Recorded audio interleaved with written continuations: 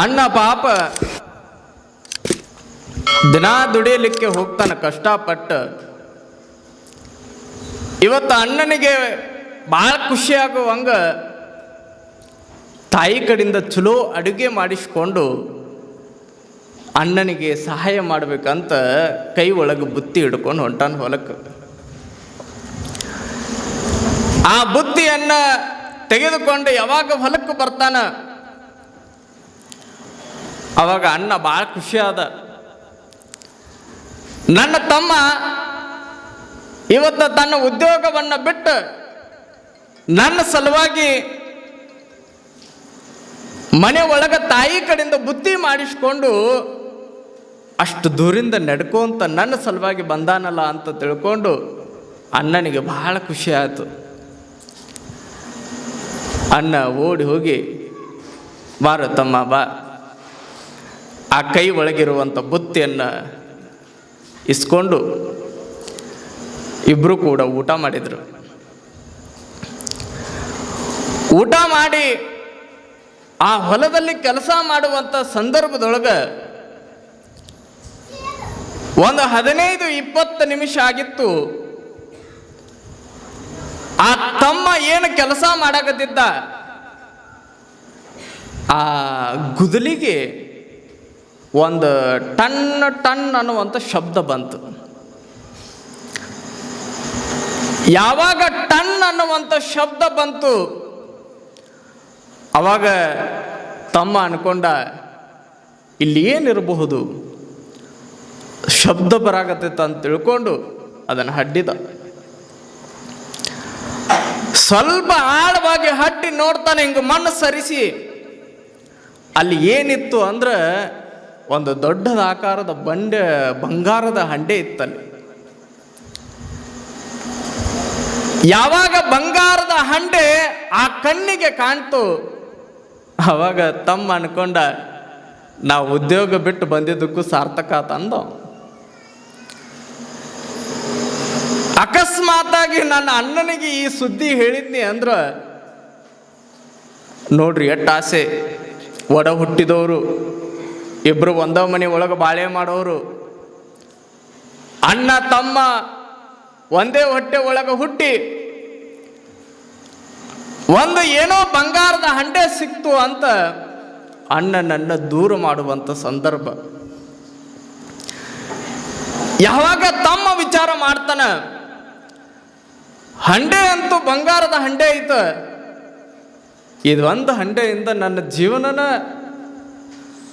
ಭಾಳ ಚಲೋ ಈ ನಾಡಿನೊಳಗೆ ನಾನು ಮೆರಿಬಹುದು. ಒಂದು ಹಂಡೆ ಮಾರಿದ್ನಿ ಅಂದ್ರೆ ನನ್ನ ಜೀವನ ಭಾಳ ಚಲೋ ಸೆಟ್ಲ್ ಆಗುತ್ತಂತ ಅವ ಅನ್ಕೊಂಡ. ಆದ್ರೆ ಮ್ಯಾಲೊಬ್ಬ ಭಗವಂತ ಅನ್ನಕತ್ತಿರ್ತಾನೆ, ಇವೇನು ಸೆಟ್ಲ್ ಆಗ್ಬೇಕಂತ ಇವ ಅನ್ನಕತ್ತಿರ್ತಾನಲ್ಲ, ಮ್ಯಾಲ ಕುಂತು ಭಗವಂತ ನಮ್ಮ ಸೆಟ್ಲ್ಮೆಂಟ್ ಮಾಡೇ ಬಿಟ್ಟಿರ್ತಾನೆ. ನಿನಗೆ ಭಾಳ ಚಲೋ ಹಂಡೆ, ಬಂಗಾರದ ಹಂಡೆ ಸಿಕ್ಕಿರಬಹುದು, ಜೀವನ ಸೆಟ್ಲ್ ಅಂತ ನೀ ತಿಳ್ಕೊಂಡಿ. ಮ್ಯಾಲ ಪರಮಾತ್ಮ ಏನು ಅನ್ನಕತ್ತಿರ್ತಾನಂದ್ರೆ, ನಿನ್ನ ಬಂಗಾರದ ಹಂಡೆ ಯಾವುದು ಅಂದ್ರೆ 3-6 ತೆಗೆದು ಒಳಗೆ ಹೂಳ್ತಾರಲ್ಲ, ಅದ ಸೆಟ್ಲ್ಮೆಂಟ್ ನಿಂದು. ಆದ್ರೆ ಮನುಷ್ಯ ಮಾತ್ರ ಹಂಗ ಜೀವನದುದ್ದಕ್ಕೂ ಸೆಟ್ಲ್ ಆಗಬೇಕು, ಭಾಳ ಚಲೋ ಗಳಿಕೆ ಮಾಡಬೇಕು, ಹಣವನ್ನು ಗಳಿಸ್ಬೇಕು, ಹಣವನ್ನು ಕೂಡಿಡಬೇಕು, ನನ್ನ ಜೀವನ ಬಹಳ ಚಲೋ ಮೆರಿಬೇಕಂತ ಜೀವನದುದ್ದಕ್ಕೂ ಬರೀ ಇದರೊಳಗೆ ಹೋರಾಟ. ಒಂದು ಭಾಳ ಚಲೋ ಗಳಿಸ್ಬೇಕು ಹಣವನ್ನು, ಭಾಳ ಚಲೋ ಮನಿ ಮೇಲೆ ಮನಿ ಕಟ್ಟಬೇಕು, ಭಾಳ ಚಲೋ ಕಾರ್ ತಗೋಬೇಕು, ಆ ಕಾರಿನೊಳಗೆ ನಾನು ಯಾವಾಗ ಅಡ್ಡಾಡ್ತೀನಿ ಅಂತ ಆಸೆ ಪಡಾಕತ್ತಿರ್ತಾನೆ ಮನುಷ್ಯ. ಒಬ್ಬ ಸುಮ್ಮನೆ ಹಿಂಗೆ ಸೈಕಲ್ ಮೇಲೆ ಹೊಂಟಿದ್ದ ಅಂದ್ರೆ ಯಾವಾಗ ಅವ ಬೈಕ್ನವ್ ನೋಡ್ತಾನ ಅವಾಗ ಅನ್ಕೊಳ್ತಾನವ, ನಾನು ಕೂಡ ಬೈಕ್ ತಗೊಂಡ್ರೆ ಎಷ್ಟು ಚಲೋ ಇರ್ತದಲ್ಲ, ಬೈಕ್ ಮೇಲೆ ಅಡ್ಡಾಡಕತ್ರ ನನ್ನ ಜೀವನ ಎಷ್ಟು ಚಲೋ ಇರ್ತದಲ್ಲ. ಅದೇ ಬೈಕ್ ಮೇಲೆ ಹೋಗುವಂಥ ಮನುಷ್ಯ ಒಂದು ಕಾರ್ ನೋಡಿದ ಅಂದ್ರೆ ನಾನು ಕೂಡ ಕಾರ್ನ್ಯಾಗ ಅಡ್ಡಾಡಬೇಕಲ್ಲ, ಕಾರ್ ತಗೊಂಡ್ರೆ ಎಷ್ಟು ಚಲೋ ಇರ್ತದಲ್ಲ. ಅದೇ ಕಾರ್ ಒಳಗೆ ಹೋಗುವಂಥ ಮನುಷ್ಯ ಫ್ಲೈಟ್ ನೋಡಿ ಫ್ಲೈಟ್ ತಗೊಳ್ಬೇಕು, ಹಂಗೆ ಶ್ರೀಮಂತನಾಗಿ ಬೆಳಿಬೇಕು, ನಾನು ಭಾಳ ಚಲೋ ಬಿಸ್ನೆಸ್ ಮಾಡಬೇಕು. ಅವ್ರು ನೋಡಬೇಕು, ಕಣ್ಣು ಕೆಳಗಂತೂ ಕಾಣೋದೇ ಇಲ್ಲ, ಆಕಾಶ ಮೇಲೆ ಇರ್ತಾವೆ. ಮನುಷ್ಯ ಇತ್ತೀಚಿನ ದಿನಮಾನದೊಳಗೆ ಕವಿ ಬಹಳ ಚಲೋ ಬರಿತಾನ. ಮನುಷ್ಯ ಮೀನಿನಂತೆ ಈಜೋದನ್ನು ಕಲಿತ, ಹಕ್ಕಿಯಂತೆ ಹಾರೋದನ್ನು ಕಲಿತ, ಆದರೆ ಮನುಷ್ಯನಾಗಿ ಬಾಳೋದನ್ನು ಕಲೀಲಿಲ್ಲ ಅಂತ ಬರೀತಾರೆ ಭಾಳ ಚಲೋ. ಯಾವಾಗ ತಮ್ಮ ಆ ಬಂಗಾರದ ಹಂಡೆಯನ್ನು ನೋಡಿದ, ಅಣ್ಣಗೆ ಹೇಳಿದ್ನಂತ ಬಂದ, ಅಣ್ಣ ಇವತ್ತ ಹೊಲದೊಳಗೆ ನಾ ಒಬ್ಬನ ಕೆಲಸ ಮಾಡ್ತೀನಿ, ನಿಮ್ಮ ಮನೆಗೆ ಹೋಗು, ಆರಾಮ್ ರೆಸ್ಟ್ ಮಾಡು ಅಂದವ. ನೀ ಆರಾಮ್ ರೆಸ್ಟ್ ಮಾಡ, ನಿನಗೆ ಯಾಕೆ ಪಾಪ ಕಷ್ಟ, ಇನ್ನು 4 ದಿನ ಹೊಲದೊಳಗೆ ನಾನೇ ದುಡಿತೀನಿ, ಏನೇ ಇದ್ರು ಹೇಳ, ರಾತ್ರಿ ಅಂತೂ ನಾ ಮನೆಗೆ ಬರಂಗಿಲ್ಲ, ಇಲ್ಲೇ ಇರ್ತೀನಿ, ಚಲೋ ದುಡಿತೀನಿ. ಎದ್ರ ಸಲುವಾಗಿ ದುಡಿಯಾಕತ್ತಾನ್ರಿ ಇವ? ಹಂಡೆ ಸಲುವಾಗಿ ದುಡಿಯಾಕತ್ತಾನ. ನಾ ಮನೆಗಂತೂ ಬರೋದೇ ಇಲ್ಲ, ಇಲ್ಲೇ ಇರ್ತೀನಿ 4 ದಿನ, ನೀ ಬರಾಕ ಹೋಗ್ಬೇಡಿ ಕಡೆ ಅಂದವ. ಊಟನೂ ತರಬೇಡ, ಬರಾಕ ಹೋಗ್ಬೇಡ, ಹೋಗಿ ನೀ ಆರಾಮ್ ರೆಸ್ಟ್ ಮಾಡು.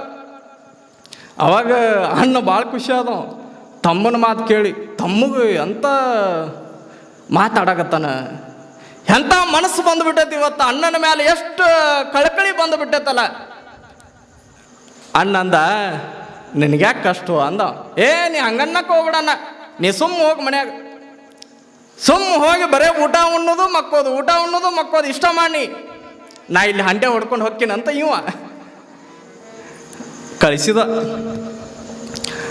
ಅಣ್ಣ ಮನೆಗೆ ಹೋದ, ತಮ್ಮ ತೆಗಿಯಾಕತ್ತ ನೋಡ್ರಿ ಹಂಡೆ.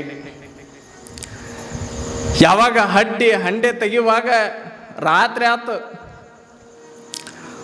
7 ಗಂಟೆ 8 ಗಂಟೆ 10 ಗಂಟೆ ಆದರೂ ಒಬ್ಬನ ತೆಗಿಯಾಕತ್ತಾನ. ಒಂದು ಹಂಡೆ ಬಂತ ರಾತ್ರಿ, ಆ ಹಂಡೆ ಅಲ್ಲೇ ಬಾವಿ ಒಳಗೆ ಹೋಗಿ ಸ್ವಚ್ಛ ತೊಳೆದ, ಮೆರ ಮೆರ ಮೆರ ಮೆರ ಮಿಂಚು ಹಂಗೆ ತೊಳೆದು, ಅದ್ರ ಮೇಲೆ ಹಿಂಗೆ ದಿಟ್ಟಿಸಿ ನೋಡ್ತಾನ. ಆಹಾ ಎಂಥ ಬಂಗಾರದ ಹಂಡೆ, ನನ್ನ ಜೀವನನೂ ಸಟ್ಲಾತು. ಸುಮ್ಮ ಅದನ್ನು ತೊಗೊಂಡು ಹೋಗ್ಬೇಕಿಲ್ರ ಕಡೆ. ಹಿಂಗೆ ದಿಟ್ಟಿಸಿ ನೋಡುವಾಗ ಅದ್ರ ಮೇಲೆ 7 ಅಂತ ನಂಬರ್ ಬರ್ದಿತ್ತು ರೀ. ಏನು ಬರ್ದಿತ್ತು? 7 ಅಂಕಿ ಬರ್ದಿತ್ತು. ಯಾವಾಗ 7 ಅನ್ನುವಂಥ ಅಕ್ಷರ ನೋಡಿದ, ಆ ಅಂಕಿಯನ್ನು ನೋಡಿದ, ಅವಾಗ ಅವ ಅನ್ಕೊಂಡ, ಇದ್ರ ಮ್ಯಾಲೆ 7 ಐತಂದ್ರೆ ಇದ್ರ ಕೆಳಗಿನವರ ಇದ್ರ ಮ್ಯಾಲಿನವರ 6 5 4 3 2 1 8 9 10 ಇರಬೇಕಲ್ಲ ಇಲ್ಲಿ.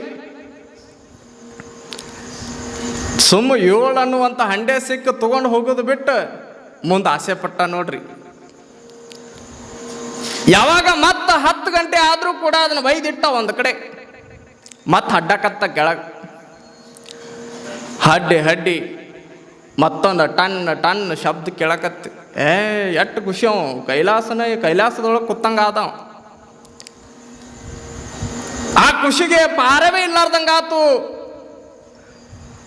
ಬಂಗಾರದ ಹಂಡೆ ಒಳಗೆ ಹಾಲು ಕುಡಿಯಾಕತ್ತೀನಿ ಏನೋ ಅನ್ನುವಷ್ಟು ಖುಷಿ ಅವನಿಗೆ ನೋಡಬೇಕು. ಯಾವಾಗ ಮತ್ತೊಂದು ಟನ್ ಶಬ್ದ ಬಂತು, ಮತ್ತು ಅಡ್ಡಿ ಅದನ್ನು ತೆಗೆದ ನೋಡ್ರಿ. ಅದ್ರ ಮೇಲೆ ಏನು ಬರ್ದಿತ್ತು ಅಂದ್ರೆ 6 ಅನ್ನೋ ಅಂಕೆ ಬರ್ದಿತ್ತು. 7 6 ಸಿಕ್ತು ನೋಡ್ರಿ, ಬಿಡ್ಲಿಲ್ಲ. ಮತ್ತೆ ತೆಗೆದ. ಅದು ಎಷ್ಟ ದಿವಸಗಳ ಕಳೀಲಿ, ಮನೆ ಒಳಗೆ ಅಣ್ಣ ಫೋನ್ ಮಾಡಿದ, ಎಲ್ಲಿದೀವು, ಏನು ಮಾಡಕತ್ತಿ? ಏನಿಲ್ಲ ಅಣ್ಣ, ಇಲ್ಲೇ ಅದೀನಿ, ನಾನು ಆರಾಮದೀನಿ ಹೊಲದಾಗ, ನೀ ಏನು ಚಿಂತೆ ಮಾಡಕ್ಕೆ ಹೋಗ್ಬೇಡ, ಈ ಕಡೆ ಬರಕ್ಕ ಹೋಗ್ಬೇಡ, ನಾನೇ ಬರ್ತೀನಿ ಅಲ್ಲಿ ಅಂದವ. ಆಯ್ತಂತ ಅಣ್ಣ ಫೋನ್ ಕಟ್ ಮಾಡಿ ಮತ್ತೆ ಅಡ್ಡಕತ್ತ ನೋಡ್ರಿ.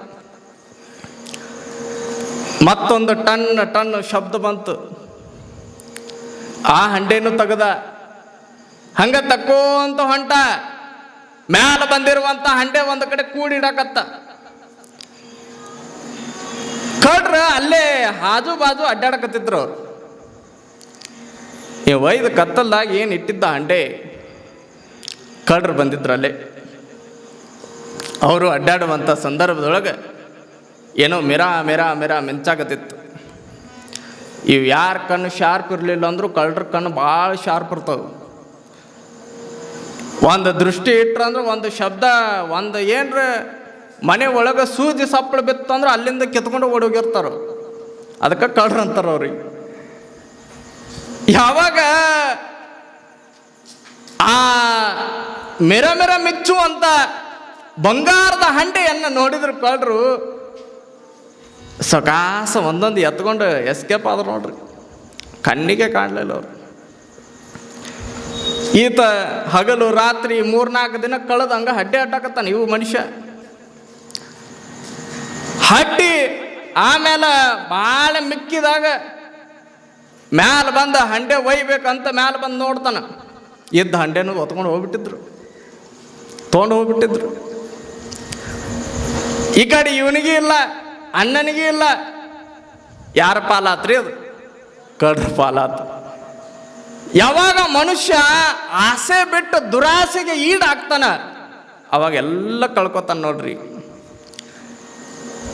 ಅವಾಗ ಅದಕ್ಕಾಗಿ ಬಹಳ ಚಲೋ ಬರೀತಾರ, ಹುಟ್ಟುತ್ತೇನು ತರಲಿಲ್ಲ, ಸಾಯುತ್ತೇನು ಒಯ್ಯಲಿಲ್ಲ, ಸುಟ್ಟು ಸುಟ್ಟು ಸುಣ್ಣದಂತ ಆಯಿತು ಈ ಜೀವ ಅಂತ ಬರೀತಾರ.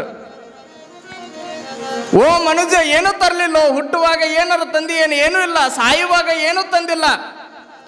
ಆದ್ರೆ ನಡು ಮಧ್ಯದೊಳಗೆ ಇದು ನಂದು ನಂದು ನಂದು ಅಂತ ಯಾಕೆ ಸಾಯಕತ್ತೀಯೋ ಅಂತ ಹೇಳ್ತಾನ. ಸ್ವರ್ಗ ನರಕ ಎಲ್ಲ ಬಾಲಕನಾಗಿರುವಂತ ಸಿದ್ಧ ಒಂದು ದಿನ ಶಾಲೆಗೆ ಮನೆ ಒಳಗ ತಾಯಿಗೆ ಹೇಳ್ತಾನ, ನಾನು ಶಾಲೆಗೆ ಹೋಗಾಕ ಒಲ್ಲೆ, ಶಾಲೆ ನನಗೆ ಬೇಸರ ಆಗೈತ, ನನಗ ಆಧ್ಯಾತ್ಮದ ಚಿಂತನೆಗಳನ್ನ ಸ್ವಲ್ಪ ಕೇಳ್ತೀನಿ ಅಂತ ಶಾಲೆಗೆ ಒಲ್ಲೆ ಅಂದಾಗ ತಂದೆ ಗುರುಶಾಂತಪ್ಪ ಬೈತಾನ.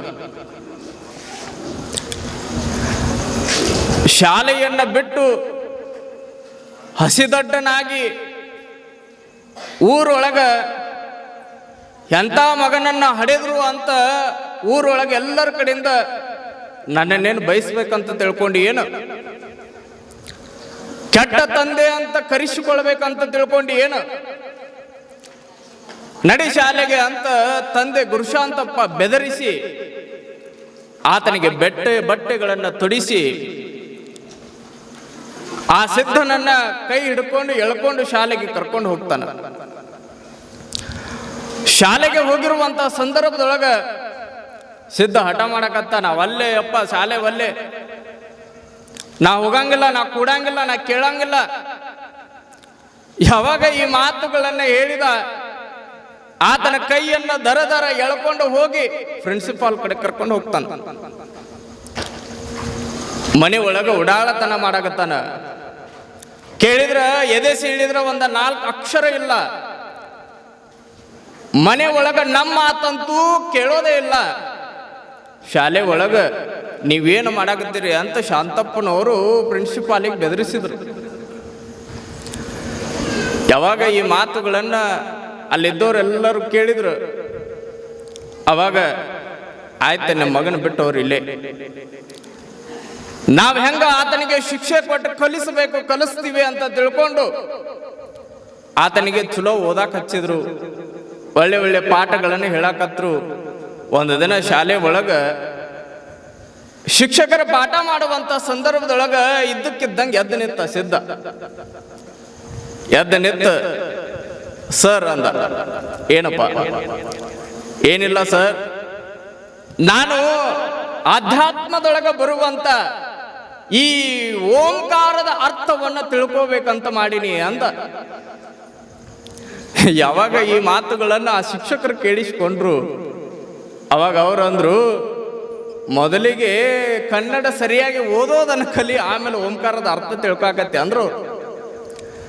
ಸರಿಯಾಗಿ ಕನ್ನಡವೇ ಓದದೇ ಇರುವಂತ ನೀನು ಓಂಕಾರದ ಅರ್ಥ ಕೇಳಾಗತ್ತೆ ಏನ್ಲೆ ಮಗನೇ ಓದೋ ಅಂತ ಅಂದ್ರು. ಯಾವಾಗ ಈ ಮಾತುಗಳನ್ನು ಕೇಳಿಸಿಕೊಂಡ ಸಿದ್ಧ, ಸರ್ ನೀವೇನಾದ್ರೂ ಓಂಕಾರದ ಅರ್ಥ ಹೇಳಿಲ್ಲ ಅಂದ್ರೆ ನಾ ಶಾಲೆಯಿಂದ ಇಲ್ಲಿಂದ ಹೋಗ್ತೀನಿ ಅಂದ. ಅವಾಗ ಶಿಕ್ಷಕರು ಓಂಕಾರದ ಅರ್ಥ ನಿನಗೆ ಆಮೇಲೆ ಹೇಳ್ತೀನಪ್ಪ, ಮೊದಲು ಓಂ ಅನ್ನೋದು ಕಲಿ ಅಂದ್ರು. ಓಂ ಅನ್ನೋದರ ಕಲಿ, ಅದೆಲ್ಲ ಹೇಳ್ಬೇಡ್ರಿ, ನಾನು ಓಂಕಾರದ ಅರ್ಥ ಹೇಳ್ರಿ. ನೀವು ನಾ ಕೇಳಿದ್ದೇನು, ನೀವು ಹೇಳ್ತಾ ಇರೋದೇನು? ನೋಡ್ರಿ ಶಿಕ್ಷಕರಿಗೆ ವಾದಿಸಕತ್ತಾನ. ನಾ ಕೇಳೋದೇನು, ನೀವು ಹೇಳೋದೇನು? ನನಗೆ ಓಂಕಾರದ ಅರ್ಥ ಬೇಕಂದ್ರೆ ಬೇಕು. ಯಾವಾಗ ಈ ಮಾತುಗಳನ್ನು ಶಿಕ್ಷಕರು ಕೇಳಿಸ್ಕೊಂಡ್ರು, ಆಯ್ತು ಬಿಡಿ ಹೇಳಿದ್ರೆ ಆಯ್ತು ಅಂತ ತಿಳ್ಕೊಂಡು ಆ ಓಂಕಾರದ ಅರ್ಥವನ್ನು ಹೇಳಕತ್ರು. ಸಿದ್ಧಾರೂಢಗ ಕೇಳಿದ್ರಂತ ಓಂ ಅನ್ನು ಅಂತ ಕೇಳಿದ್ರು. ನಾನೇ ಕಂಡ್ರಿ ಅಂದ. ನೀವು ಓಂ ಅಂದ್ರೆ ನಾನು ಹೇಳ್ತೀನಿ. ಎಷ್ಟು ನಾವು ಬಹಳ ಜನ ಅನ್ನಕತ್ತಿರ್ತೀವಿ ನೋಡ್ರಿ, ನನ್ನ ಮಗ ಭಾಳ ಓಡಾಡ್ರಿ ಆದ್ರೆ ಶಾನೆ ಅನ್ನಕತ್ತಿರ್ತೀವಿ. ತಾಯಿಗೆ ಹೋಗಿ ಕೇಳಿದ್ರೆ ಮಗ ಭಾಳ ಶಾನೆ ಅದನ್ರಿ ಆದ್ರೆ ಸುಳಿ ಸುಮಾರು ಅದಾವ ಅನ್ನಕತ್ತಿರ್ತಾಳೆ. ಮಗ ಮನೆ ಒಳಗೆ ಏನು ಕೆಲಸ ಮಾಡಂಗಿಲ್ಲ, ಬರೇ ಬಯಸಿಕೊಳ್ಳತಾನ, ದಟ್ಟದಾನ, ಆದ್ರೂ ಕೂಡ ಶಾಲೆ ಒಳಗೆ ಹುಷಾರದಾನ ಅಂತ. ಈ ಉಡಾಳ ಮಕ್ಕಳು ಏನಿರ್ತಾವಲ್ರಿ, ಇವ ಶಾಲೆ ಒಳಗೆ ನಂಬರ್ 1 ಇರ್ತಾವ. ಯಾವಾಗ ಸಿದ್ಧ ಶಿಕ್ಷಕರಿಗೆ ಯಾವಾಗ ವಾದಿಸಾಕತ್ತ, ಅವಾಗ ಶಿಕ್ಷಕರು ಹೇಳಿಕೊಡಾಕತ್ರು, ಮಕ್ಕಳೇ ಓಂ ಅನ್ರಿ ಅಂದ್ರು. ಉಸಿರನ್ನ ಎಳೆದುಕೊಂಡು ಓಂ ಅಂತ ಅಂದ. ಅದ್ರೊಳಗೆ ಅಕಾರ, ಊಕಾರ, ಮಕಾರ, ಅ ಉ ಮ 3 ಅಕ್ಷರ ಜೋಡಣೆ ಆಗ್ತಾವ ನೋಡ್ರಿ. ಯಾವಾಗ ಈ ಮಾತುಗಳನ್ನ ಅಲ್ಲಿ ಸಿದ್ಧ ಹೇಳಿದ, ಸರ್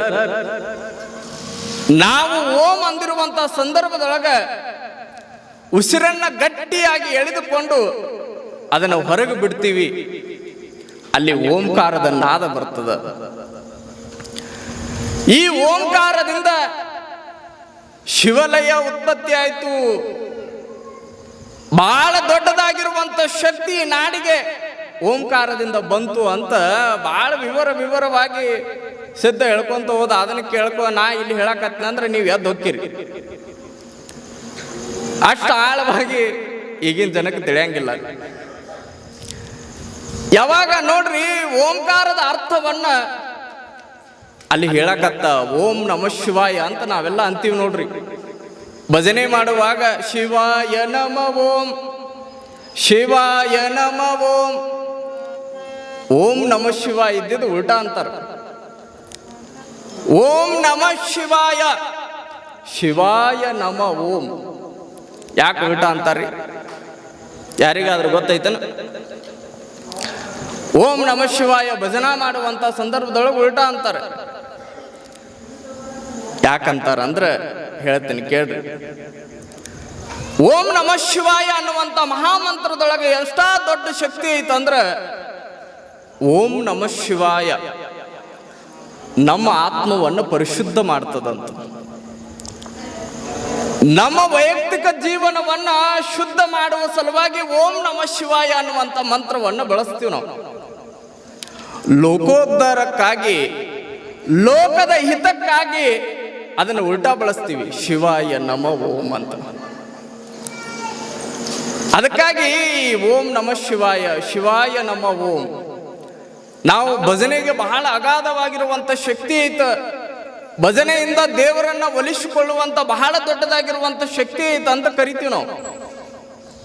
ಆ ಮಹಾಮಂತ್ರಕ್ಕಿರುವಂತ ಶಕ್ತಿ ಅದು. ಯಾವಾಗ ಸಿದ್ಧ ಆ ಓಂಕಾರದ ಅರ್ಥವನ್ನ ಹೇಳಿದ, ಅವಾಗ ಅಲ್ಲಿದ್ದಂತ ಶಿಕ್ಷಕರ ಆಶ್ಚರ್ಯ ಆದ್ರೆ, ಏನೋ ಇದು, ಒಬ್ಬ ಸಣ್ಣ ಬಾಲಕ ಶಾಲೆಗೆ ಕಲಿಯುವಂತ ಸಂದರ್ಭದೊಳಗ ಆ ಈ ಅನ್ನಕ್ಕ ಎಷ್ಟೋ ಜನಕ್ಕೆ ಬರೋದೇ ಇಲ್ಲ. ಕನ್ನಡದ ವರ್ಣಮಾಲೆಗಳಂದ್ರನ ಗೊತ್ತಿಲ್ಲದೆ ಇರುವಂತ ಸಂದರ್ಭದೊಳಗ ಕೇವಲ 5-6 ವರ್ಷ ಇರುವಂತ, ಆಗ ತಾನೇ ಅಡ್ಮಿಷನ್ ಪಡೆದುಕೊಂಡಿರುವಂತ ಸಿದ್ಧ ಓಂಕಾರದ ಅರ್ಥವನ್ನು ಹೇಳಿದಾಗ ಆಶ್ಚರ್ಯ ಆದರು. ಏನಿದೆ ಸಿದ್ಧನ ಕಡೆ ಅಗಾಧವಾಗಿರುವಂತ ಶಕ್ತಿ. ಆವಾಗಲೇ ಶಿಕ್ಷಕರು ಹೊರಗೆ ಬಂದು ತಂದೆಗೆ ಫೋನ್ ಮಾಡಿದ್ರಂತ, ಬರೀಲ್ರಿ 1-2 ನಿಮಿಷ ಮಾತಾಡ್ದೈತ. ಗುರುಶಾಂತಪ್ಪನವರು ಬಂದರು. ನನ್ನ ಮಗ ಏನ್ರ ತಪ್ಪು ಮಾಡಿರ್ಬೇಕು, ನನ್ನ ಮಗ ಏನ್ರ ಯಾರಿಗಾರ ಬಡ್ದಿರ್ಬೇಕು, ಶಾಲೆ ಒಳಗೆ ಏನ್ರ ಉಡಾಳ್ತನ ಮಾಡಿರ್ಬೇಕಂತ ಶಾಂತಪ್ಪನವರು ಓಡಿ ಬಂದ ಕೇಳ್ತಾರೆ. ಯಾವಾಗ ಶಾಂತಪ್ಪನವ್ರು ಎದುರಿಗೆ ಬಂದ್ರ ಶಿಕ್ಷಕರ ಕೈ ಮುಗಿದ್ರಂತ. ನೀವು ಅಂತಿಂತ ಮಗನನ್ನು ಹೆತ್ತಿಲ್ಲ, ಈ ನಾಡಿಗೆ ಬಹಳ ದೊಡ್ಡದಾಗಿರುವಂತ ಕೀರ್ತಿ ತರುವಂತ ಅಗಾಧ ಜ್ಞಾನವನ್ನೇ ಭಂಡಾರವನ್ನೇ ಹೊತ್ತುಕೊಂಡಿರುವಂತ ಆ ಶಿವಸ್ವರೂಪಿ ಸಿದ್ಧಾರೂಢನ ನಿಮ್ಮ ಹೊಟ್ಟೆ ಒಳಗೆ ಹುಟ್ಟ್ಯಾನ ಅಂತ ಶಿಕ್ಷಕರು ಹೇಳಿದ್ರಂತ. ಯಾವಾಗ ಈ ಮಾತುಗಳನ್ನ ಶಾಂತಪ್ಪನವರು ಕೇಳಿಸ್ಕೊಂಡ್ರು ಭಾಳ ಖುಷಿ ಆತವ್ರಿ. ತಂದೆಗೆ ಮಗ ಬಹಳ ದೊಡ್ಡ ಹೆಮ್ಮೆಯ ಕೆಲಸವನ್ನು ಮಾಡಿದಾಗ ತಂದೆಗೆ ಬಹಳ ಖುಷಿ ಆಗ್ತದೆ. ಅದಕ್ಕೆ ಬಹಳ ದೊಡ್ಡದಾಗಿರುವಂತ ಹೊಗಳಿಕೆ ಪದಗಳೇ ಇಲ್ಲ ಅಂತ ಹೇಳ್ತಾರೆ. ಅಂತ ದೊಡ್ಡ ಪ್ರೀತಿ ಅಲ್ಲಿ ಸಿದ್ಧನ ಮೇಲೆ ಉಕ್ಕಿಕೊಳ್ಳುತ್ತೆ ತಂದೆದು. ಶಾಂತಪ್ಪನವರು ಶಾಲೆ ಮುಗಿದ ಮೇಲೆ ಆತನ ಕೈ ಹಿಡ್ಕೊಂಡು ಮನೆಗೆ ಕರ್ಕೊಂಡು ಹೋದ್ರು. ಒಂದು ದಿನ ಎಲ್ಲ ಮನೆಯವರೆಲ್ಲರೂ ಸೇರಿ ಬುತ್ತಿಯನ್ನು ಕಟ್ಟಿಕೊಂಡು ದೂರದ ಪ್ರಯಾಣಕ್ಕೆ ಹೋಗ್ತಾರೆ. ದೂರದ ಪ್ರಯಾಣದೊಳಗೆ ಹೋಗಿರುವಂತ ಸಂದರ್ಭದೊಳಗ ಈ ಸಿದ್ಧನನ್ನು ಕರ್ಕೊಂಡು ಹೋಗ್ತಾರೆ ತಮ್ಮ ಜೊತೆಗೆ. ಸಿದ್ಧ, ನಡಿ ಹೋಗೋಣ, ಹೊರಗಿನ ಬಾಹ್ಯ ಪ್ರಪಂಚವನ್ನ ಸ್ವಲ್ಪ ನೋಡ್ಕೊಂಡು ಎಲ್ಲರ ಜೊತೆಗೆ ಆನಂದವಾಗಿ ಪ್ರಸಾದ ಮಾಡ್ಕೊಂಡು ಬರೋಣ ಅಂತ ತಿಳ್ಕೊಂಡು ಆ ಸಿದ್ಧನ ಕರ್ಕೊಂಡು ಬ್ಯಾಗ್ ಪ್ಯಾಕ್ ಮಾಡ್ಕೊಂಡು ಹೊಂಟ್ರು.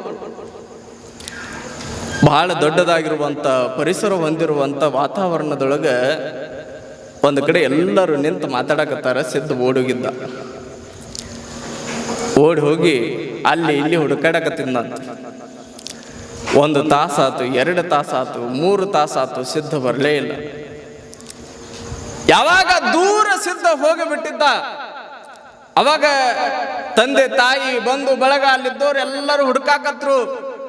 ಸಿದ್ಧ ಎಲ್ಲಿ ಹೋಗ್ಯಾನ, ಎಲ್ಲಿ ಕಳ್ಕೊಂಡಾನ, ಆತನನ್ನ ಹುಡುಕಬೇಕು ಅಂತ ಎಲ್ಲ ಕಡೆ ಹುಡುಕಿದ್ರು ಕೂಡ ಸಿದ್ಧ ಸಿಗಲೇ ಇಲ್ಲ. ಬೆಳಿಗ್ಗೆ ಹೋದವ ಮಧ್ಯಾಹ್ನ ಆಯ್ತು, ಸಾಯಂಕಾಲ ಹೊತ್ತು ಮುಳುಗಾಕತ್ತು, ಎಲ್ಲರೂ ಅಲ್ಲೇ ಕಾಯಕತ್ತಿದ್ರು. ಅವಾಗ ಸಿದ್ಧ ಸಾಯಂಕಾಲ ಬಂದ ನೋಡ್ರಿ. ತಂದೆ ತಾಯಿಗಳು ಕೇಳಿದ್ರಂತೆ, ಏ ಮಗ ಎಲ್ಲಿ ಹೋಗಿದ್ದು, ಏನಾಗಿತ್ತು, ಯಾರು ಕರ್ಕೊಂಡು ಹೋಗಿದ್ರು ನೀನು? ಅವಾಗ ಸಿದ್ಧ ಹೇಳಿದ್ನಂತ, ಯವ್ವ ನಾನ ಬಹಳ ನನ್ನ ದೇವರನ್ನ ಹುಡುಕ್ಲಿಕ್ಕೆ ಹೋಗಿದ್ದೆ, ದೂರ ಹೋಗಿದ್ದೆ, ನನ್ನ ದೇವರನ್ನ ಅಲ್ಲಿ ಇಲ್ಲಿ ಹುಡುಕಿ ಬಂದೆ ಅಂತ ಹೇಳಿದ್ ನಾವು. ಅವಾಗ ತಂದೆ ತಾಯಿ ಆಶ್ಚರ್ಯ ಆದ್ರು. ದೇವ್ರು ಎಲ್ಲಿ ಸಿಗ್ತಾನ್ರಿ, ಹುಡುಕಿದ್ರೆ ಎಲ್ಲಿ ಸಿಗ್ತಾನ? ಎಲ್ಲ ಕಡೆ ಹುಡುಕಿ ಬಂದೆ, ಆದ್ರೆ ದೇವ್ರು ನನಗೆ ಪ್ರತ್ಯಕ್ಷ ಆದ ಅಂದ. ಅವಾಗ ತಂದೆ ತಾಯಿಗಳಿಗೆ ಆಶ್ಚರ್ಯ ಆಯ್ತು. ಏನಿದು, ದೇವರನ್ನ ಎಷ್ಟೋ ಜನ ಗುಡಿ ಪೂಜೆ ಮಾಡುವಂತ ಪೂಜಾರಿಗಳಿಗೆ, ದೇವರನ್ನೇ ಕಾಯಕ ಅಂತ ನಂಬಿಕೊಂಡು ದುಡಿಯುವಂತ ಎಷ್ಟೋ ಮನುಷ್ಯರಿಗೆ ದೇವರ ಪ್ರತ್ಯಕ್ಷನೇ ಆಗಿಲ್ಲ. ಆ ಸಾಕ್ಷಾತ್ ಪರಶಿವನನ್ನ ಒಲಿಯುವ ಸಲುವಾಗಿ ಎಷ್ಟೋ ಜನ ಹಾತೊರ್ಯಾಕತ್ತಾರ, ಅವ್ರಿಗಿನ ದೇವರ ಪ್ರತ್ಯಕ್ಷ ಆಗಿಲ್ಲ, ಸಿದ್ಧಗೆ ಹೆಂಗ ಪ್ರತ್ಯಕ್ಷ ಆದ ಅಂತ ಬಹಳ ಆಶ್ಚರ್ಯ ಆದ್ರು. ಅವಾಗ ತೋರಿಸ್ತೀನಿ ಬರ್ರಿ ಅಂತ ಹೋದ. ಹೋಗಿ ಆ ನೆರಳೆ ಗಿಡದೊಳಗ ಒಂದಿಷ್ಟು ಹಣ್ಣುಗಳನ್ನು ಹರಿದ. ನೆರಳೆ ಹಣ್ಣು ಅಂತಿರಲ್ಲ, ಆ ನೆರಳೆ ಹಣ್ಣುಗಳನ್ನ ಹರಿದ. ಆ ಹಣ್ಣನ್ನು ಕೈ ಒಳಗೆ ಹಿಡ್ಕೊಂಡು ಎಷ್ಟು ಹರಿತಾನ ಅಷ್ಟ ನೆರಳೆ ಹಣ್ಣುಗಳು ಬರಾಕತ್ತು ಅಂತ ಕೈ ಒಳಗೆ ಹರಿದ ಆ ಚೀಲಗಳನ್ನ ತುಂಬುತ್ತಾನ. ಅಲ್ಲಿ ಯಾರ್ಯಾರಿಗೆ ಎಷ್ಟೆಷ್ಟು ಬೇಕು ಒಂದೊಂದು ಮುಟ್ಟಿಗೆ ಕೊಟ್ಕೊಟ್ಟು ಕಳ್ಸಕತ್ತ. ಅಲ್ಲಿ ಒಬ್ಬ ಇದ್ದ, ಅವನ ಕಡೆ ಬಹಳ ಜಿಪುಣತನ. ಒಟ್ಟು ನನ್ನ ಮನೆ ತುಂಬಿಸ್ಕೋಬೇಕು, ನೆರಳೆ ಹಣ್ಣು ತಗೊಂಡು ಹೋಗ್ಬೇಕು ಅಂತ ತಿಳ್ಕೊಂಡು ಕದ್ದು ಮುಚ್ಚಿ ಏನ ನೆರಳೆ ಹಣ್ಣು ಹರಿಯಾಕತ್ತಿದ್ದ. ತನಗೆ ಎಷ್ಟು ಬೇಕು ಅದಕ್ಕಿಂತ ಹೆಚ್ಚಾಗಿ ಆ ಕದ್ದಿರುವಂತ ನೆರಳೆ ಹಣ್ಣುಗಳನ್ನು ತನ್ನ ಚೀಲದೊಳಗೆ ತುಂಬಿಕೊಳ್ಳಾಕತ್ತಿದ್ದ. ಯಾವಾಗ ಸಿದ್ಧಾರೂಢ ಇದನ್ನ ನೋಡಿದ, ಅವಾಗ ಸಿದ್ಧ ಅಂದ, ಕದ್ದು ಮುಚ್ಚಿ ಅತಿ ಆಸೆ ಪಟ್ಟ ನೆರಳೆ ಹಣ್ಣುಗಳನ್ನು ಕದ್ಕೊಂಡು ಹೊಂಟಾನ, ಇವನಿಗೆ ತಕ್ಕ ಪಾಠ ಕಲಿಸ್ಬೇಕು ಅನ್ಕೊಂಡ. ಚಲೋ ಪಾಠನ ಕಲಿಸ್ಬೇಕು. ಯಾವಾಗ ಸಿದ್ಧನ ದೃಷ್ಟಿ ಆ ತುಂಬಿಕೊಳ್ಳುವಂತ ಚೀಲದ ಮೇಲೆ ಬಿತ್ತ, ಅವಾಗ ಆ ಏನು ಒಂದು 10 ನಿಮಿಷ ಚೀಲ ತುಂಬಿ ಕಟ್ಟಬೇಕು ಅನ್ನಕತ್ತಿದ್ದ.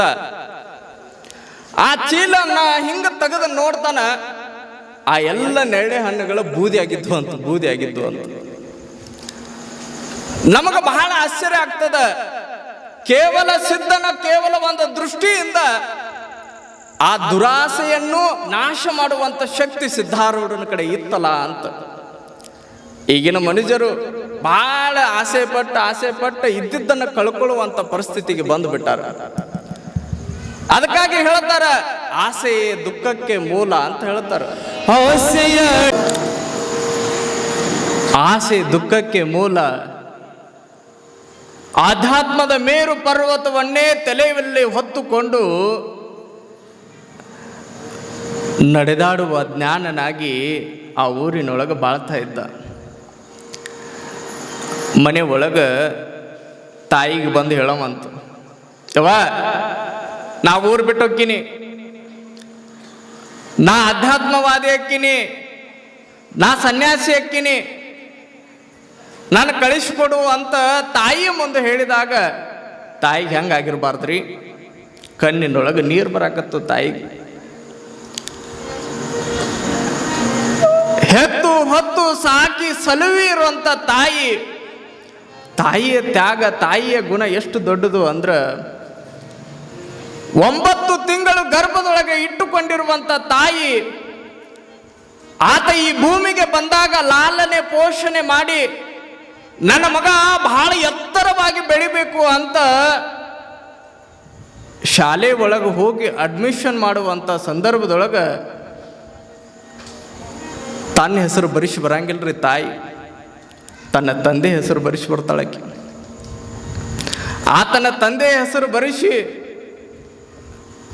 ನನ್ನ ಮಗ ಬಹಳ ಚಲೋ ಎತ್ತರವಾಗಿ ಓದಿ ದೊಡ್ಡ ಮನುಷ್ಯ ಆಗ್ಲಿ ಅಂತ ತಾಯಿ ಬಯಸ್ತಾಳ. ಆತ ಹೆಂಗ ಇರ್ಲಿ, ಅವ ಕಪ್ಪಗನೇ ಇರಲಿ, ಕೊಳ್ಳಗನೇ ಇರಲಿ, ಕರ್ರಗನೇ ಇರಲಿ. ಯಾವಾಗ ತಾಯಿಗೆ ಬಂದ ಈ ಮಾತುಗಳನ್ನ ಸಿದ್ಧ ಹೇಳಿದಾಗ ತಾಯಿಯ ಕಣ್ಣಿನೊಳಗೆ ನೀರು ಬರಾಕತ್ತು ಅಂತ, ನನ್ನ ಮಗ ಹಿಂಗನ್ನಾಗತ್ತನ್ನಲ್ಲ ಅಂತ ಹೋಗಿ ಶಾಂತಪ್ಪನವ್ರಿಗೆ ಹೇಳಿದ್ಲು. ಹೇರಿ ಮಗ ಹಿಂಗೆ ಮಾತಾಡಕತ್ತಾನ.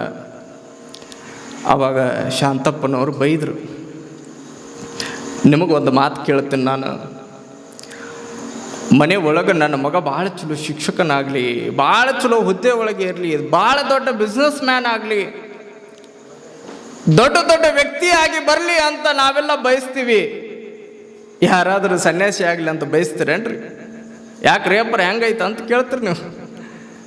ಇರೋವನ ಒಬ್ಬನ ಮಗ ಅಂದ್ರೆ ನಾವ್ಯಾಕೆ ಸನ್ಯಾಸಿ ಕೊಡೋಣ್ರಿ, ನಾವ್ಯಾಕೆ ಮಠಕ್ಕೆ ಕೊಡೋಣ ಅಂತಿರಲ್ಲ ನೋಡ್ರಿ. ಒಬ್ಬ ಮಗ ಸಿದ್ಧಾರೂಢ ಅವ ನಾ ಸನ್ಯಾಸಿ ಹಾಕಿನಿ, ಊರು ಬಿಟ್ಟು ಹೋಗ್ತೀನಿ ಅಂತ ತಾಯಿಯ ಮುಂದೆ ತಂದೆ ಮುಂದೆ ಹೇಳಿದಾಗ ಆ ಕರುಳಿಗೆ ಹೆಂಗಾಗಿರ್ಬಾರ್ದು? ಅವಾಗ ತಂದೆ ತಾಯಿ ಬೈದ್ರು, ಹುಚ್ಚುಚ್ಚರಂಗೆ ಆಟ ಮಾತಾಡಬೇಡ, ಹೋಗು ಕೆಲಸ ನೋಡ್ಕೊ ಆಯ್ತಂತ ಹಿಂಗ ಹೊರಗೆ ಅಡ್ಡಾಡ್ಕೊಂತ ಗೆಳೆಯರ ಜೊತೆ ಹೋಗಿರುವಂಥ ಸಂದರ್ಭದೊಳಗೆ ಅಲ್ಲೇ ಒಂದು ಹಾವು ಹಿಂಗೆ ಹೊಂಟಿತ್ತು. ಈ ಕಡೆಯಿಂದ ಆ ಕಡೆ ಹೋಗುವಂಥ ಸಂದರ್ಭದೊಳಗೆ ಸಿದ್ಧ ನೋಡದೆ ಅಲ್ಲಿ ಕಾಲಿಟ್ಟಿದ್ದಕ್ಕೆ ಆ ಹಾವು ಸಿದ್ಧನ ಕಾಲಿಗೆ ಕಚ್ಚಿ ಬಿಡ್ತದ. ಯಾವಾಗ ಸಿದ್ಧನಿಗೆ ಕಚ್ಚಿತು ಅಲ್ಲೇ ಕೆಳಗೆ ಮೂರ್ಛೆ ಬಿದ್ದು ಬಿಡ್ತಾನ. ಗೆಳೆಯರೆಲ್ಲ ಓಡಿ ಹೋದ್ರು. ಯವ ನಿಮ್ಮ ಮಗಗೆ ಹಾವು ಕಚ್ಚತ್ತ, ಬರ್ರಿ ಅಂತ ತಾಯಿನ ಕರ್ಕೊಂಡು ಎಲ್ಲರೂ ಓಡಿ ಬರಾಕತ್ರ. ಓಣಿ ಜನ ಹಿಂಗ ಹಾವು ಕಚ್ಚತ್ತಂತ ಅಂತ ಎಲ್ಲರೂ ಬಂದು ಸೇರಿದ್ರು ನೋಡ್ರಿ. ತಾಯಿ ಬಂದು ಗೋಳೋ ಅಂತ ಅಳ್ಳಕತ್ತಾಳ. ನನ್ನ ಮಗ ಸಿದ್ಧ ಊರು ಬಿಟ್ಟು ಹೋಗ್ತೀನಿ, ಸನ್ಯಾಸಿ ಹಾಕಿನಿ ಅಂತ ಮೊದಲೇ ಹೇಳಾಕತ್ತಿದ್ದ. ನಾ ಹೂ ಅಂದಿದ್ರ ಊರು ಬಿಟ್ಟು ಹೋಗಿರೋ ಚಲೋ ಬದುಕ್ತಿದ್ನಲ್ಲ, ನಾ ಬ್ಯಾಡ್ ಅಂದಿದ್ದಕ್ಕೆ ನನ್ನ ಮಗನಿಗೆ ಹಾವು ಕಚ್ಚಿ ದೇವ್ರು ಕರ್ಕೊಂಡೇನು ಅಂತ ತಾಯಿ ದುಃಖದೊಳಗೆ ಅಳ್ಳಾಕತ್ತಾಳ, ದೇವರನ್ನ ಬೈಯಾಕತ್ತಾಳ. ಯಾವಾಗ ತಾಯಿ ಈ ರೀತಿಯಾಗಿ ಬೈಯೋದನ್ನ ಅಲ್ಲೇ ದೂರದೊಳಗೆ ಹೋಗುವಂತ ಸನ್ಯಾಸಿಗಳು ನೋಡ್ತಾರ. ಒಂದು 3-4 ಜಂಗಮರ ಕಾವ್ಯ ಲಾಂಛನವನ್ನು ತೊಟ್ಟುಕೊಂಡು ಅಲ್ಲೇ ದೂರದೊಳಗೆ ಹೊಂಟಿದ್ರು. ಯಾವಾಗ ಈ ತಾಯಿಯ ಅಳುವುದನ್ನು ನೋಡಿರುವಂತಹ 4 ಜನ ಸನ್ಯಾಸಿಗಳು ಸುಮ್ಮ ತಮ್ಮ ಪಾಡಿಗೆ ತಾವು ಮಾತಾಡ್ಕೊಂತ ಹೊಂಟಿದ್ರು. ಅವಾಗ ಈ ಕಡೆ ಬಂದರು. ಯಾಕೆ ಏನಾಗೈತೆ? ಏನಪ್ಪ ಈಗರ ಚಲೋ ಇದ್ದ, ಹಾವು ಕಚ್ಚಿತು, ನನ್ನ ಸಿದ್ಧ ಮೂರ್ಛೆ ಕೆಳಗೆ ಬಿದ್ದಾನ, ಆತನ ಹೆಂಗರ ಮಾಡಿ ಬದುಕಿಸ್ರು ಯಪ್ಪ ಅಂತ ಸನ್ಯಾಸಿಗಳ ಕಾಲಿಗೆ ತಾಯಿ ಬಿದ್ದ ಜೋರು ಅಳ್ಳಕತ್ತಾಳ. ಯಾವಾಗ ಈ ಮಾತುಗಳನ್ನು ಆ ಸನ್ಯಾಸಿಗಳು ಕೇಳಿಸ್ಕೊಂಡ್ರು, ಅವಾಗ ತಾಯಿಗೆ ಅಂದ್ರು ಅಂತವ್ರು ನಕ್ಕೊಂತ. ಅಲ್ಲಿದ್ದವ್ರು ಬೈಯಾಕತ್ರು. ಏನ್ರು ಯಪ್ಪ ಸನ್ಯಾಸಿಗಳು ನಗಾಕತ್ತಿರಲ್ಲ, ನನ್ನ ಮಗ ಮೂರ್ಛೆ ಕೆಳಗೆ ಬಿದ್ದಾನ, ಆತನ ಜೀವ ಹೊಂಟೇತ, ಆತನನ್ನ ನೋಡಿ ನಮ್ಮ ಮಾತುಗಳನ್ನು ಕೇಳಿ ನೀವು ನಗಾಕತ್ತಿರಲ್ಲ ಅಂತ ತಾಯಿ ದುಃಖದೊಳಗೆ ಬೈದಿರುವಂಥ ಸಂದರ್ಭದೊಳಗೆ ಸನ್ಯಾಸಿಗಳು ಹೇಳಿದ್ರಂತ, ಯಾವ ನಿನ್ನ ಮಗನ ಬದುಕಿಸ್ಬೇಕಲ್ಲ, ನಿನ್ನ ಮಗ ಜೀವಂತ ಆಗಬೇಕಲ್ಲ, ನನಗೊಂದು ಮಾತು ಕೊಡು ಅಂದ್ರು. ತಾಯಿ ದುಃಖದೊಳಗೆ ಏನು ಮಾತು ಕೊಡಕ್ಕೆ ಸಾಧ್ಯ ರೀ? ಮೊದಲೇ ಅಳ್ಳಾಕತ್ತಾಳ, ದುಃಖದೊಳಗದಾಳ, ಮಗನನ್ನು ಕಳ್ಕೋತೀನಿ ಅನ್ನುವಂಥ ಆ ದುಃಖದ ಸನ್ನಿವೇಶದೊಳಗೆ ನನಗೊಂದು ಮಾತು ಕೊಡು ಅಂತ ಕೇಳಿದಾಗ ತಾಯಿ ಅಂತಾಳ, ಹೋಗು, ನನ್ನ ಮಗ ಬದುಕಿದ್ರೆ ಸಾಕ ಅಂತ ಹೇಳಿದಾಗ ಆ ಸನ್ಯಾಸಿಗಳಂತಾರಂತ, ನಿನ್ನ ಮಗನನ್ನ ಈ ಊರು ಬಿಟ್ಟು ಆಧ್ಯಾತ್ಮದೆಡೆಗೆ ಸನ್ಯಾಸಿಯೆಡೆಗೆ ನೀನು ಕಳಿಸ್ತಿ ಅಂದ್ರೆ ನಿನ್ನ ಮಗ ಮತ್ತೆ ಬದುಕ್ತಾ ನೋಡು ಅಂದ್ರು ಅವ್ರು ಸನ್ಯಾಸಿಗಳು. ಆವಾಗ ತಾಯಿ ಅಂದ್ಲು, ಬದುಕಿದ್ರೆ ಸಾಕು ಮಗ, ನನ್ನ ಮಗ ಉಳಿದ್ರೆ ಸಾಕು, ಬದುಕಿಸಪ್ಪ ಹೆಂಗರ ಮಾಡಿ ಅಂತ ತಾಯಿ ಕೈ ಮುಗಿದಾಗ ಸನ್ಯಾಸಿಗಳಂತಾರ, ಏನಾಗಿಲ್ ತಗೋ ಹೇಳ್ತಾನ. ಅವಾಗ ತಾಯಿ ಅಳ್ಳಾಕತ್ತಿದ್ಲು. ಸನ್ಯಾಸಿಗಳ, ಆಯ್ತು ನನಗೆ ಕೊಟ್ಟ ಮಾತನ್ನು ನೀವು ಉಳಿಸಿಕೊಳ್ಳುವಿರಿ ಅಂದು, ನಾಗ್ರಹ ಬಾ ಅಂತ ಅಂದ್ರು. ಯಾವಾಗ ಸನ್ಯಾಸಿಗಳು ಹಿಂಗೆ ಕರೆದ್ರು ಹೊಳ್ಳಿ ಬಂತು ನೋಡ್ರಿ ನಾಗರಾವ್ ಬಂದ ಆತನಿಗೆ ಸಿದ್ಧನಿಗೆ ಎಲ್ಲಿ ಕಚ್ಚಿತ್ತಲ್ಲ ಅಲ್ಲೇ ಮತ್ತ ಆ ಬಾಯನ್ನು ತೆಗೆದು ಆ ವಿಷವನ್ನು ಹೊಳ್ಳಿ ಜಕ್ಕೋತ್ತಂತ. ಆ ವಿಷವನ್ನು ತನ್ನ ಹೊಟ್ಟೆ ಒಳಗೆ ತಗೊಂಡಾಗ ಸನ್ಯಾಸಿಗಳಂದ್ರಂತ, ಸಿದ್ಧ ನನ್ನ ಕೆಲಸ ಮುಗಿತು ಎದ್ದೇಳು ಅಂದ್ರವ್ರು. ಯಾವಾಗ ಈ ಮಾತುಗಳನ್ನು ಅಲ್ಲಿದ್ದವ್ರು ಕೇಳಿಸ್ಕೊಂಡ್ರು, ಈತ ಸಾಕ್ಷಾತ್ ಪರಶಿವ ಸಿದ್ಧ, ಈತ ಅಂತಿಂತ ವ್ಯಕ್ತಿತ್ವ ಅಲ್ಲ ಈತ. ಅಲ್ಲಿದ್ದವ್ರು ಎಲ್ಲರೂ ಸೇರಿದವರು ಅನ್ನಕತ್ರು, ಸಿದ್ಧನಿಗೆ ಜಯವಾಗಲಿ, ಸಿದ್ಧಾರೂಢನಿಗೆ ಜಯವಾಗಲಿ, ಪರಶಿವನ ಸ್ವರೂಪನಾಗಿರುವಂಥ ಸಿದ್ಧಾರೂಢನಿಗೆ ಜಯ ಜಯ ಜಯ ಜಯ ಅಂತ ಎಲ್ಲರೂ ಹಾಡಾಕತ್ರಂತ, ಎಲ್ಲರೂ ಹೊಗಳಕತ್ರಂತ. ಸಿದ್ಧಾರೂಢ ಒಬ್ಬ ಬಹಳ ದೊಡ್ಡ ಮಹಾತ್ಮ ನಮ್ಮ ಊರೊಳಗೆ ಹುಟ್ಟ್ಯಾನಲ್ಲ ಅಂತ ಎಲ್ಲರೂ ಖುಷಿ ಪಡಾಕತ್ರಂತ, ಆನಂದ ಪಡಾಕತ್ರಂತ. ನೋಡ್ರಿ ಸಿದ್ಧನ ಬಾಲ್ಯ ಲೀಲೆಗಳು ಹೆಂಗದವು. ಒಬ್ಬ ನರ ಮನುಷ್ಯನಾಗಿ ಹುಟ್ಟಿರುವಂಥ ನಾವುಗಳ ಇಂಥ ಪವಾಡಗಳನ್ನು ಮಾಡಲಿಕ್ಕೆ ಸಾಧ್ಯ ಇದೆ ಏನು? ಸಾಧ್ಯನೇ ಇಲ್ಲ. ಆ ಪರಶಿವನ ಸ್ವರೂಪದೊಳಗ ಹರನಾಗಿ ಜನಿಸಿ ಈ ಭೂಮಿಗೆ ಬಂದಿರುವುದರಿಂದ ಆ ಸಿದ್ಧ ಇಂಥೆಲ್ಲ ಪವಾಡಗಳನ್ನು ಮಾಡಲಿಕ್ಕೆ ಸಾಧ್ಯ. 4 ಗೆಳೆಯರೊಂದಿಗೆ ಅಲ್ಲೇ ಊರೊಳಗೆ ಅಡ್ಡಾಡಕತ್ತಿದ್ದ. ಈ ಗೆಳೆತನ ಅನ್ನೋದು ಭಾಳ ದೊಡ್ಡದು ನೋಡ್ರಿ. ಇವತ್ತು ಯಾವ ದಿನ ಐತ್ರಿ? ಯಾವ ದಿನ ರೀ ಇವತ್ತು? ಯಾರಿಗೆ ಗೊತ್ತಿಲ್ರಿ? ತಿನ್ನೋ ದಿನ ಐತ್ರಿ ಇವತ್ತು. ಮಸ್ತ್ ಹೊಡೆದು ಮಸ್ತ್ ನಿದ್ದೆ ಮಾಡೋದು, ನಿದ್ದೆ ಲದ್ದಿ ಮುದ್ದಿ ಮಸ್ತ್. ಯಾವ ದಿನ ಐತ್ರಿ ಇವತ್ತು?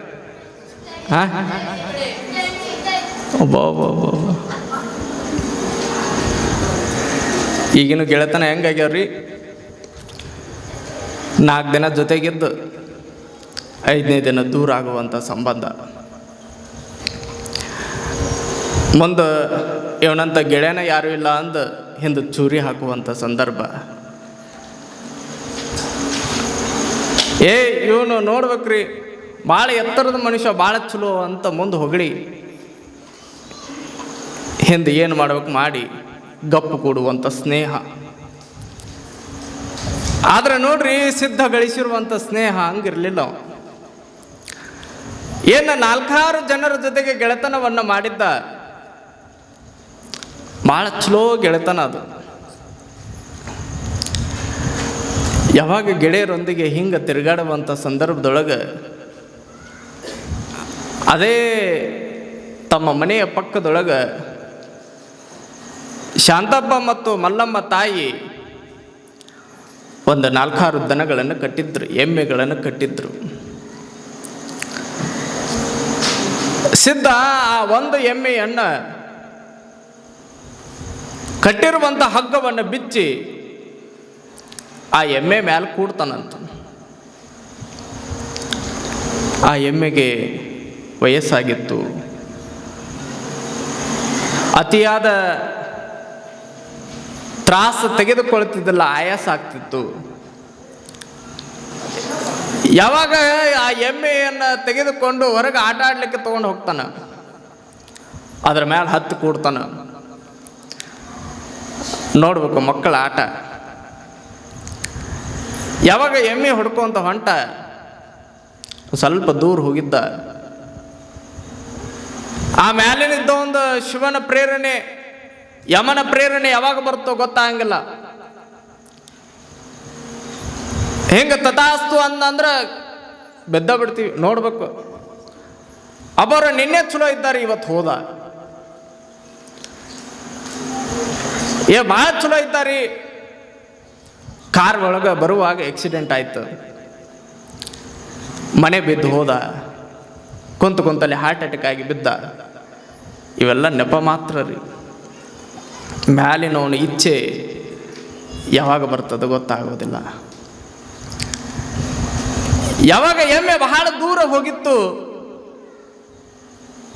ಪರಮಾತ್ಮನ ಯಮನ ಇಚ್ಛೆ ಬಂದಾಗ ಆ ಎಮ್ಮೆ ಮುರ್ಚಿ ಕೆಳಗೆ ಬಿತ್ತಂತ. ಅಲ್ಲಿ ಕೆಳಗೆ ಸತ್ತು ಬಿತ್ತು. ಸತ್ತಿರುವಂತ ಎಮ್ಮೆಯನ್ನ ಯಾವಾಗ ಗೆಳೆಯರು ನೋಡ್ತಾರ, ಸಿದ್ಧ ಏನು ಮಾಡಿದು ಹೇಳ್ತಂತಡಿ ಮನ್ಯಾಗ ಅಂತ ಓಡಿ ಹೋಗಿ ಮನೆ ಒಳಗೆ ಶಾಂತಪ್ಪ ಮಲ್ಲಮ್ಮ ತಾಯಿಗೆ ಹೇಳಿದ್ರು. ತಾಯಿ ಓಡಿ ಬಂದ್ಲ, ಮಲ್ಲಮ್ಮ ತಾಯಿ. ಏನು ಸಿದ್ಧ, ವಯಸ್ಸಾಗಿರುವಂತ ಎಮ್ಮೆ ಸಾಯಿ ಹೊಡೆದಲ್ಲೋ, ಆ ಎಮ್ಮೆ ಸತ್ತು ಕೆಳಗೆ ಬಿತ್ತಲ್ಲೋ, ಏನು ಮಾಡಿತ್ತದ ನಿನಗ, ಎದಕ್ಕೆ ತಗೊಂಡು ಬಂದೆ ಅಂತ ತಾಯಿ ಬಯ್ಯಾಕತ್ಲು. ಆದರೂ ಸಿದ್ಧನ ಮುಖದೊಳಗೆ ನಗು ಇತ್ತು ನೋಡ್ರಿ. ತಾಯಿ ಬಯ್ಯಾಕತ್ಲು, ಬಡ್ಯಾಕತ್ಲು. ಅವಾಗ ಸಿದ್ಧ ಅಂದಂತ, ಯವ್ವ ನೀನೇ ಹೇಳಿಯಲ್ಲ, ಏನಂತಿದ್ದಿ ನೀನ, ನನ್ನ ಮನೆ ಕೆಲಸನ ಬಾಳಾಗೈತ, ಈ ದನಗಳನ್ನು ಯಾವಾಗ ಸಾಕಬೇಕು, ಇದಕ್ಕೆ ಮೇವು ತಂದು ಯಾವಾಗ ಹಾಕಬೇಕು, ಇದಕ್ಕೆ ಮುಸ್ರಿ ಯಾವಾಗ ಹಾಕ್ಬೇಕು, ಇದನ್ನು ಸಾಕೋದು ಯಾವಾಗ, ಬ್ಯಾಸರಾಗ್ಯಾವಂತ ನೀನ ದಿನ ನನಗೆ ಹೇಳ್ತಿದ್ದಿ, ಅದ್ರ ಸಲುವಾಗಿ ನಾ ಎಮ್ಮೆ ಸಾಯಿ ಹೊಡೆದೆ ಅಂದ. ಯಾವಾಗ ಈ ಮಾತುಗಳನ್ನು ತಾಯಿ ಕೇಳಿಸ್ಕೊಂಡ್ಲು ಬಯ್ಯಾಕತ್ಲು. ಬುದ್ಧಿಗಿದ್ದೆ ಐತಿಲ್ಲ ನನಗೆ, ಹಂಗಿದ್ರೆ ಹೇಳು, ಬ್ಯಾಡಾಗೈತನ ನನಗೆ, ಅದು ಸಾಯೋದು ಬ್ಯಾಡಾಗೈತನ, ಅದು ಬೇಕೇನ, ಹಂಗಿದ್ರೆ ತಗೋ ಅಂದ. ಯಾವಾಗ ಒಂದು ಸ್ವಲ್ಪ ಜನ ಸೇರಿದ್ರಲ್ಲಿ ಅವಾಗ ಅವ್ರ ಮುಂದೆ ಹೇಳಿದ್ನಂತ, ನಿನಗೆ ಎಮ್ಮೆ ಬೇಕಲ್ಲ, ನಿನಗೆ ಜೀವಂತ ಬೇಕಲ್ಲ, ಹಂಗಿದ್ರೆ ಹೇಳ ಅಂದ. ಯಾವಾಗ ಹಿಂಗ ಹೇಳ ಅಂದ, ಮತ್ತೆ ಯಮ ಯಾವಾಗ ಕಣ್ಣು ತೆಗೆದ್ನೋ ಗೊತ್ತಿಲ್ಲ, ಆ ಶಿವನ ಇವ ಆಗಿದ್ನೇನೋ ಗೊತ್ತಿಲ್ಲ. ಯಮ ಯಾವಾಗ ಹೇಳ ಅಂದಾಗ ಆ ಎಮ್ಮೆ ಹಿಂಗೆ ಎತ್ತಂತ ನೋಡ್ರಿ. ಸತ್ತಿರುವಂತ ಎಮ್ಮೆ ಬದುಕಿಸಿದ ಸಿದ್ಧ. ಯಾರ ಕೈಯಿಂದ ಸಾಧ್ಯ ಐತ್ರಿ? ಯಾರ ಕೈಯಿಂದ ಸಾಧ್ಯ ಇಲ್ಲ. ಬರೆದಿರುವಂತ ಹಣೆ ಬರ ಮತ್ತೆ ತಿದ್ಲಿಕ್ಕೆ ಭಗವಂತನಿಂದಲೇ ಸಾಧ್ಯ ಇಲ್ಲ ಅಂತ ಹೇಳ್ತಾರೆ. ನಿಮ್ಮಿಂದ ಸಾಧ್ಯ ಐತೇನ? ಅಲ್ಲಿದ್ದವರೆಲ್ಲ ಮಾತಾಡಕತ್ರಂತ, ಸತ್ತಿರುವಂತ ಎಮ್ಮೆಯನ್ನ ಬದುಕಿಸುವಂತ ಶಕ್ತಿ ಐತಂದ್ರೆ ಇವತ್ತ ಯಮನಿಗಿಂತಲೂ ಬಹಳ ದೊಡ್ಡವಿರಬೇಕು, ಶಿವನ ಸ್ವರೂಪ ಇರಬೇಕಂತ, ಶಿವನೇ ಇವು ಆಗಿರ್ಬೇಕಂತ ಎಲ್ಲರೂ ಮಾತಾಡಕತ್ರಂತ. ಅದಕ್ಕಾಗಿ ಈ ಬಹಳ ಶಿವಯೋಗಿಯಾಗಿ ಸಿದ್ಧಾರೂಢ ಊರೊಳಗೆ ತನ್ನ ಗೆಳೆಯರೊಂದಿಗೆ ಹಲವು ಪವಾಡಗಳನ್ನು ಮಾಡ್ತಾನೆ. ಒಂದೊಂದು ಪವಾಡಗಳ ಬಹಳ ರೋಮಾಂಚನವಾಗಿ ಕಾಣ್ತವ. ಸಿದ್ಧಾರೂಢ ಅಂದ್ರೆ ಪವಾಡ ಸದೃಶ್ಯವಾಗಿರುವಂಥ ಸ್ವರೂಪ. ಶಿವನ ಸ್ವರೂಪ. ಅದಕ್ಕಾಗಿ ಸಿದ್ಧಾರೂಢರ ಚರಿತಾಮೃತವನ್ನು ಮತ್ತು ನಾಳೆ ದಿನ ನಾವೆಲ್ಲರೂ ಕೂಡ ಕೇಳೋಣ ಅನ್ನುವಂಥ ಮಾತುಗಳನ್ನು ಈ ಸಂದರ್ಭದಲ್ಲಿ ಹೇಳ್ತಾ, ನಿಮ್ಗೆ ಎಷ್ಟು ಹುಚ್ಚೈತ್ರಿ ಅವ. ಭಾಳ ಜನ ಸೀರಿಯಲ್ ನೋಡ್ಬೇಕಂತ ಹುಚ್ಚು, ಭಾಳ ಜನ ಮೂವಿ ಥಿಯೇಟ್ರಿಗೆ ಹೋಗಿ ನೋಡ್ಬೇಕಂತ ಹುಚ್ಚು, ಭಾಳ ಜನ ಆಟ ಆಡ್ಬೇಕಂತ ಹುಚ್ಚು